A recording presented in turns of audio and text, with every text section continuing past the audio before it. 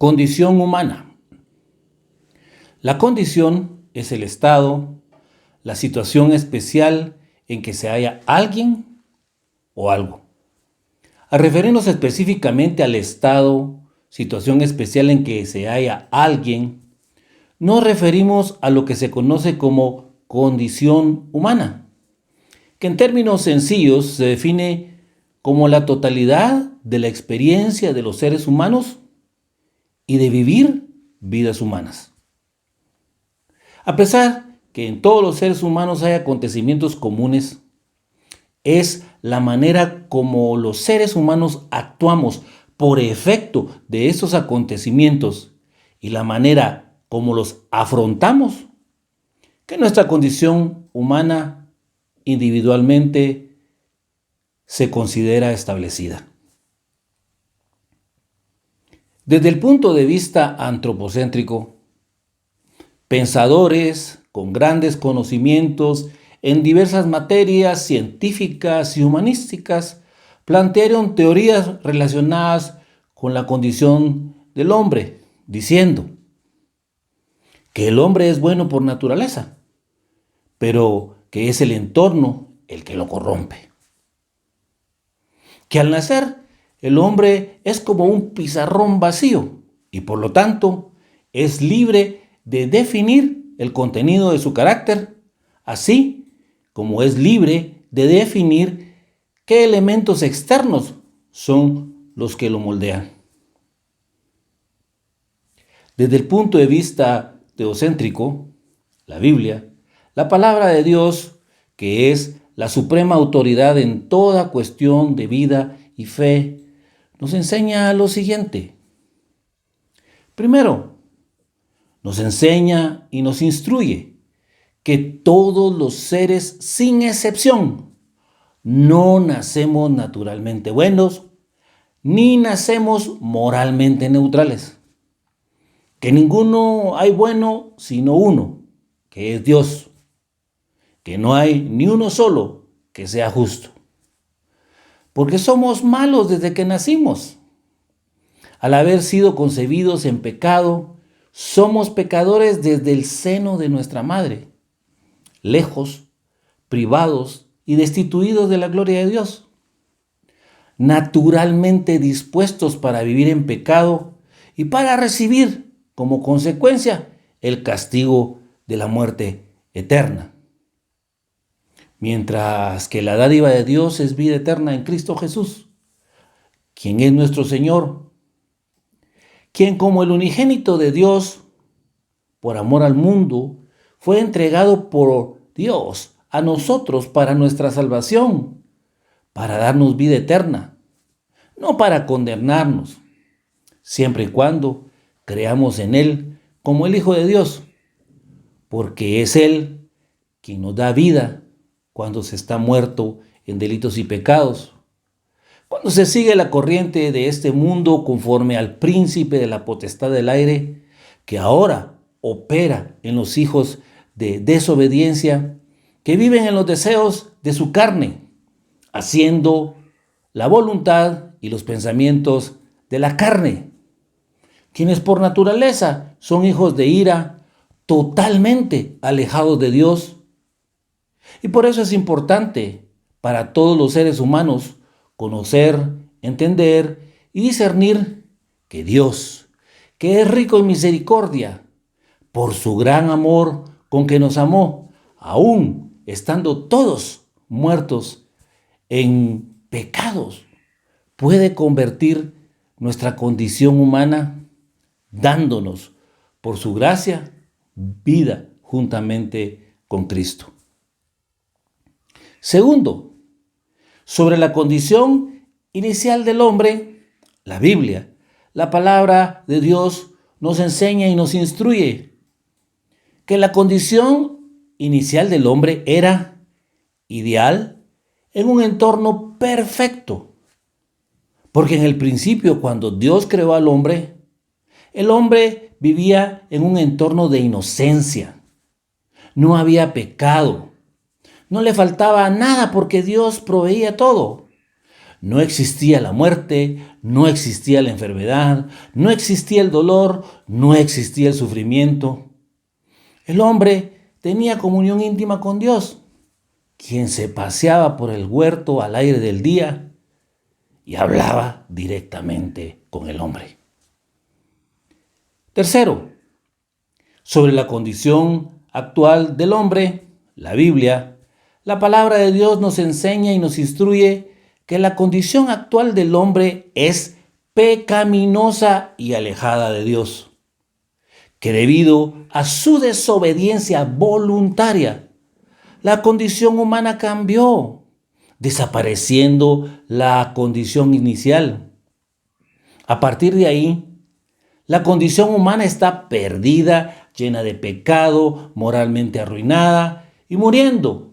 Y como consecuencia del pecado, también afectando a todos los hombres.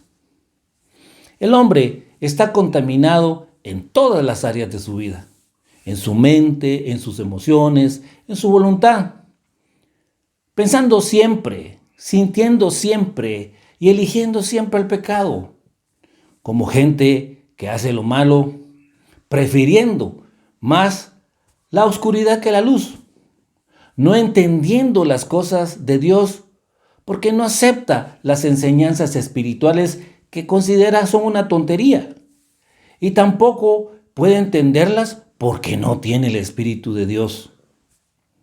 En su condición humana natural, el hombre no es justo, no entiende nada, no quiere buscar a Dios, no controla sus malos deseos, solo piensa en hacer lo malo. Y por no querer ni poder obedecer la ley de Dios, es considerado enemigo de Dios. Anda perdido, está espiritualmente ciego, porque al no creer no puede ver el mensaje de salvación, porque Satanás no lo deja. Es culpable ante Dios, que es el juez justo. Es esclavo del pecado, está moralmente arruinado y está muriendo física y espiritualmente. La Biblia, la palabra de Dios, nos enseña que son nuestras iniquidades las que nos separan de nuestro Dios.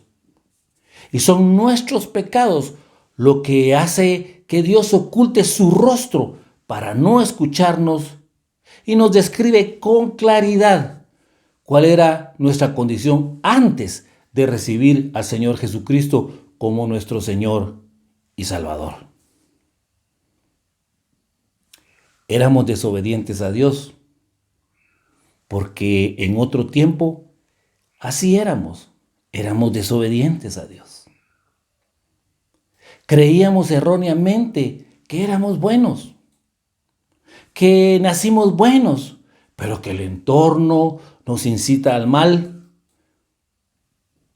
porque no hay ni uno que sea justo.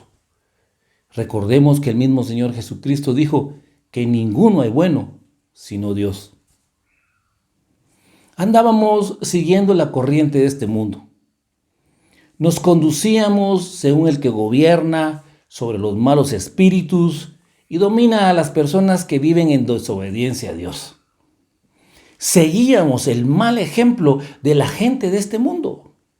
Vivíamos impulsados por nuestros deseos pecaminosos, siguiendo nuestra propia voluntad y nuestros propósitos.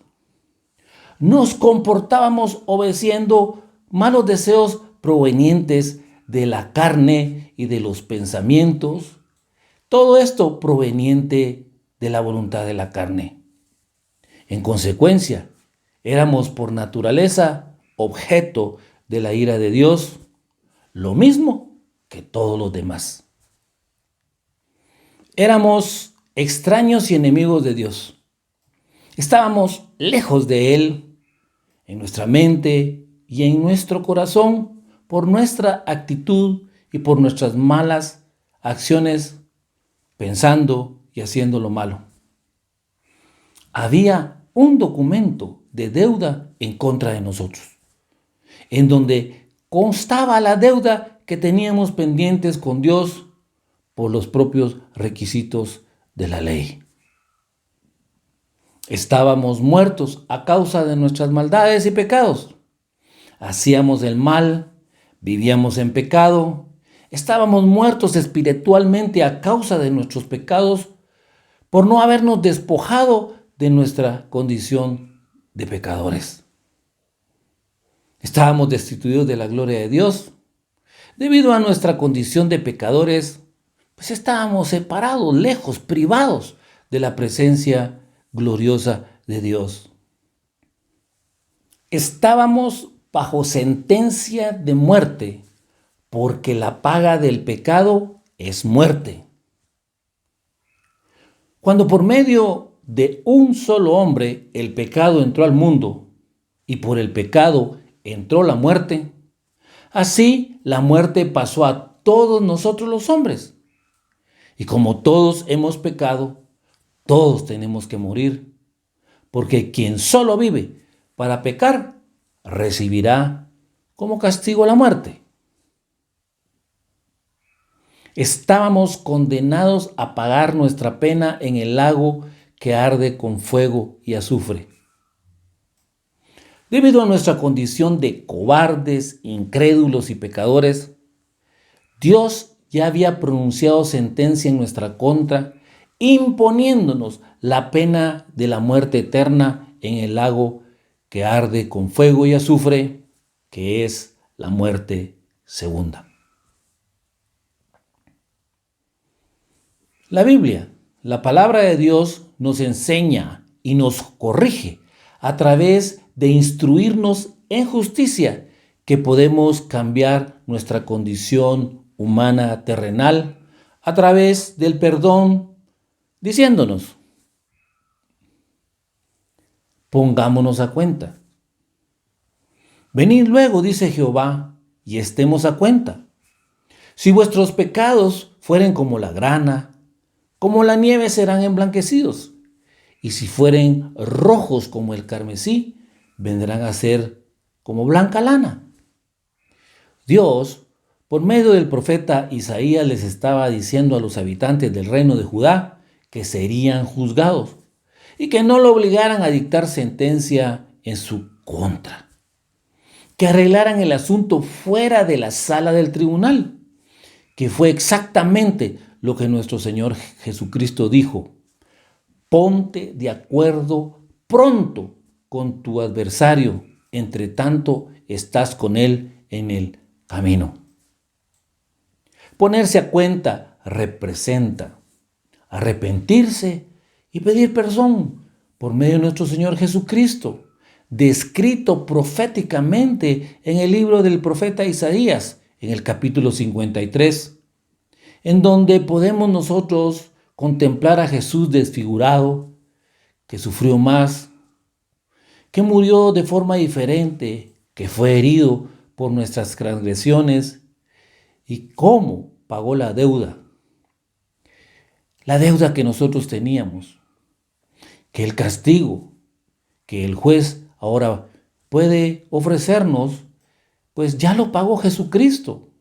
Y ahora lo que estamos recibiendo es su compasión, su misericordia, todo a través de la sangre de nuestro Señor Jesucristo, que continúa hoy en día limpiando de todo pecado a todo aquel que se arrepiente y pide perdón y le recibe como su Señor y Salvador. Cuanto está lejos el oriente del occidente, hizo alejar de nosotros nuestras rebeliones. ¿A qué distancia está el oriente del occidente? Si nosotros nos dirigimos al polo norte desde cualquier punto de la Tierra, al llegar inmediatamente seguiremos hacia el polo sur. Esto no ocurre cuando nos dirigimos hacia el oriente o hacia el occidente. Si nos dirigimos hacia el occidente y continuamos en esa dirección, estaremos yendo siempre hacia el occidente. Y si nos dirigimos hacia el oriente y continuamos en esa dirección, siempre estaremos yendo hacia el oriente. El norte y el sur siempre se tocan, pero el oriente y el occidente jamás lo hacen. Lo que significa es que hay una distancia infinita entre ellos. Es así como Dios aleja de Él nuestras rebeliones a una distancia infinita, lo que significa que su perdón es total, que su perdón es completo, que su perdón es incondicional. Significa que Él no lleva cuenta de nuestros pecados y por eso es que Dios dice que no hace conforme a nuestras iniquidades ni nos ha pagado conforme a nuestros pecados. Echados en lo más profundo de la mar, Dios volverá a tener misericordia de nosotros. Sepultará nuestras iniquidades y echará en lo más profundo de la mar todos nuestros pecados.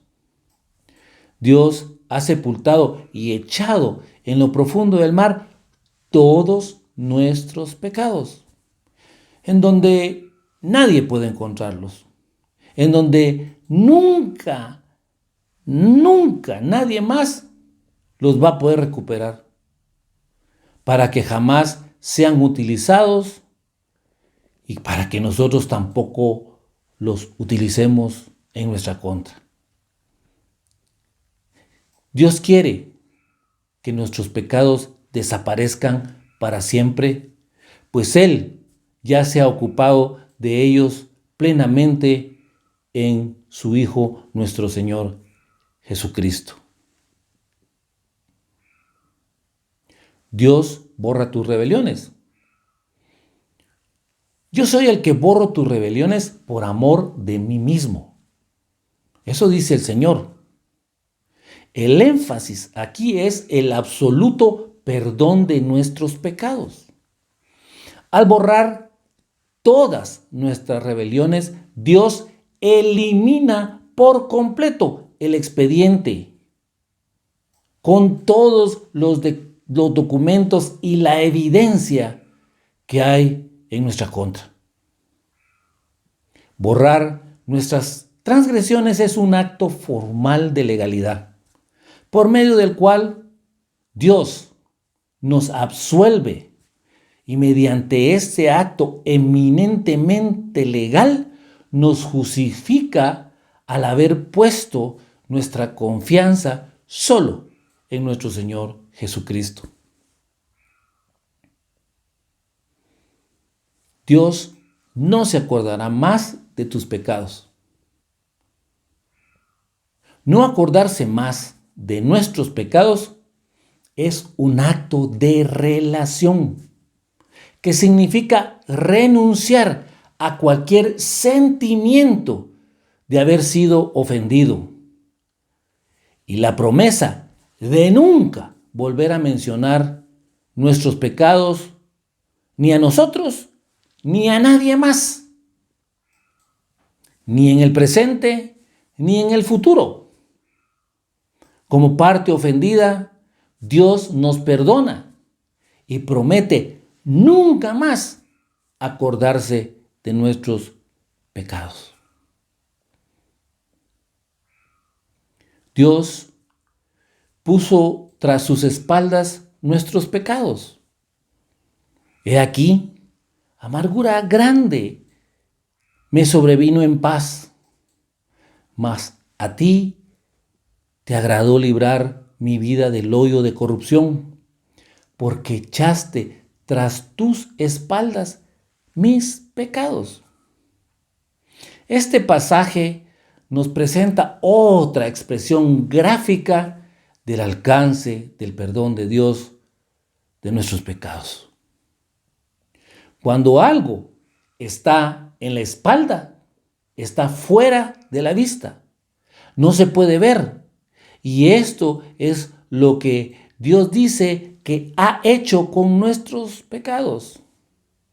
No significa que no hayamos pecado, ni que como cristianos no continuemos pecando a causa de nuestras motivaciones impuras.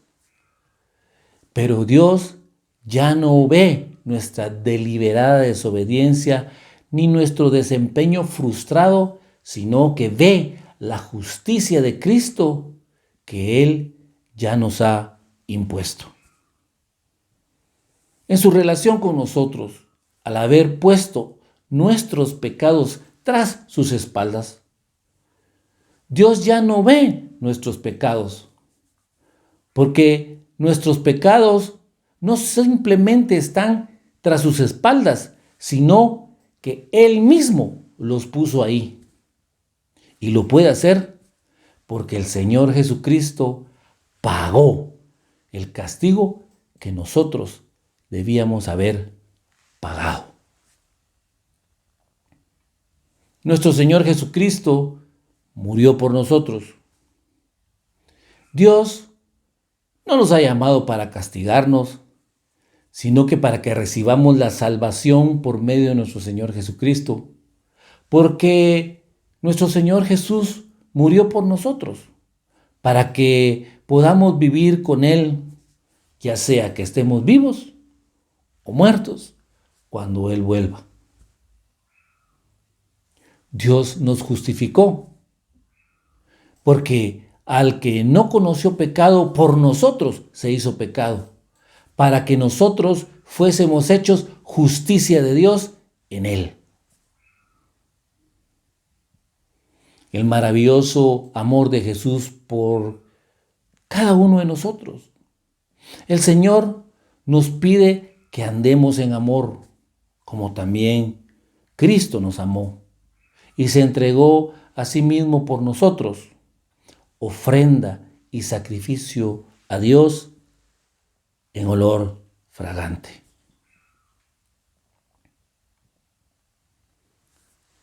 Cambiando de condición.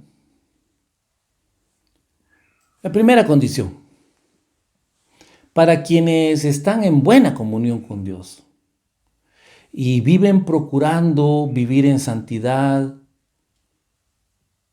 recuerden que el archivo de sus pecados lo tiene el enemigo, que él lo que quiere es hurtarte, matarte y destruirte. No temas, no desmayes, sigue adelante confiando en el Señor y en sus promesas, porque si Él dijo, lo hará, y si Él dijo, lo ejecutará. No permitas que tu condición cambie, manténla e incrementa tu relación con Dios. Segunda condición, quienes son salvos, es decir, los verdaderos creyentes nacidos de nuevo que están batallando en la lucha contra el pecado. Recuerden que al que soporta la tentación, Dios lo bendice. Y cuando la supera, recibirá la corona de vida que Dios ha prometido a los que le aman. Que si estás en pecado, si confiesas tus pecados, Él es fiel y justo para perdonar nuestros pecados y limpiarnos de toda maldad. Y que Él ha prometido que verás la bondad de Él en la tierra de los vivientes si no desmayas. La tercera condición es quienes no conocen al Señor Jesucristo porque no lo han recibido como su Señor y Salvador. Para librarte de la condenación y darte vida eterna y vida abundante, es importante que conozcas lo que la Biblia, la palabra de Dios, dice con respecto a pasar de una condición de hombre terrenal a una nueva criatura. Es decir, cambiar tu condición. Porque de modo que aquel que está en Cristo, nueva criatura es. He aquí, las cosas viejas pasaron y todas son hechas nuevas. Dios va a juzgar al mundo con justicia y eso te incluye a ti. porque Dios ha decidido ya el día que juzgará a todo el mundo y será justo con todos. Y eligió a nuestro Señor Jesucristo para que sea el juez de todos. Y ha demostrado que esto es cierto al hacer que nuestro Señor Jesucristo resucitara. Dios es misericordioso y no quiere castigar a nadie. No quiere que ninguno perezca, sino que todos procedan al arrepentimiento, y eso te incluye a ti. Porque Dios no es lento para cumplir su promesa, como algunos piensan. Lo que pasa es que Dios tiene paciencia con nosotros, porque Él no quiere que nadie muera, sino que todos vuelvan a obedecerle. Dios está dispuesto a aceptar a todos por medio de nuestro Señor Jesucristo, y eso te incluye a ti. Porque el Señor Jesucristo es el varón a quien Dios designó, dando fe al haberle levantado de los muertos. Dios nos escogió en Él antes de la creación del mundo para que seamos santos y sin mancha delante de Él. En amor nos predestinó para ser adoptados como hijos suyos por medio de Jesucristo, según el buen propósito de su voluntad, para alabanza de su gloriosa gracia que nos concedió en su amado. En Él tenemos la redención mediante su sangre, el perdón de nuestros pecados conforme a las riquezas de la gracia que Dios nos ha dado en abundancia, con toda sabiduría y entendimiento. Él nos hizo conocer el misterio de su voluntad conforme al buen propósito que de antemano estableció en Cristo para llevarlo a cabo cuando se cumpliera el tiempo, esto es, reunir en Él todas las cosas, tanto del cielo como de la tierra. La mano de Jehová no es corta para salvar, ni Dios es sordo, porque su oído está listo y presto para oír. Te invito a extender tu mano hacia Dios, que permitas que Él tome tu mano, que le hables, que te arrepientas de tu condición de pecador, que le pidas perdón por todos tus pecados y que recibas al Señor Jesucristo como tu Señor y Salvador para cambiar tu condición y pasar de muerte a vida, para que las cosas viejas pasen y Dios haga todas las cosas nuevas. Nuevas para ti, como ya las ha hecho para muchos de nosotros. Oremos. Padre, te damos gracias por tu maravillosa palabra que siempre nos enseña, que siempre nos instruye, que siempre nos corrige y nos redarguye. Padre, te damos gracias porque cuando tu palabra claramente dice cuál es nuestra condición, lo único que nosotros podemos hacer es recibir, aceptar y darnos cuenta que tu palabra nos está diciendo con claridad cuál es nuestra condición. Para quienes no conocen a Dios, les invito a que hagan esta oración para cambiar su condición. Señor, reconozco mi condición de pecador y me arrepiento de todos mis pecados. los confieso delante de ti y te pido perdón. Y confieso con mi boca que Jesús es el Señor. Y creo en mi corazón que tú lo levantaste de los muertos. Que recibo a Jesucristo como mi único y suficiente Salvador. En el nombre de Jesús. Amén. Si tu condición es buena delante de Dios, tenemos que orar y decirle a Dios: Padre, gracias, porque me has permitido tener una relación buena en comunión contigo. Padre, no permitas que ni yo me recuerde de mis pecados. Padre, protégeme y no permitas que el enemigo venga a hurtarme, matarme y destruirme. Padre, dame la fortaleza para no tener temor ni desmayar y seguir adelante confiando en ti y en tus promesas, porque si tú lo has dicho, tú lo harás, tú lo ejecutarás. En el nombre de Jesús. Amén. Y si tu condición es mala,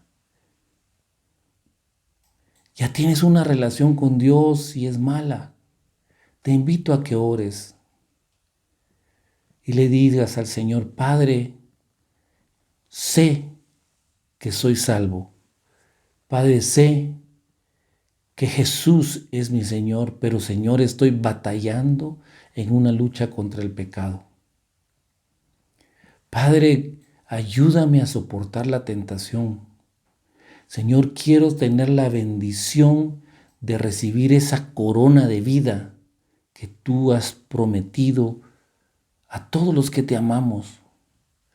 Y Padre, quiero confesar mis pecados delante de ti.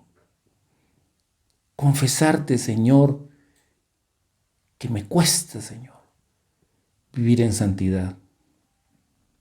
Padre, perdóname porque tú eres fiel y justo para perdonar mis pecados y limpiarme de toda maldad.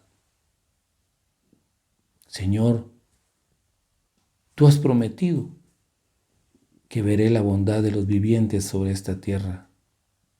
Y Padre, la quiero ver y ayúdame a no desmayar. En el nombre de Jesús. Amén.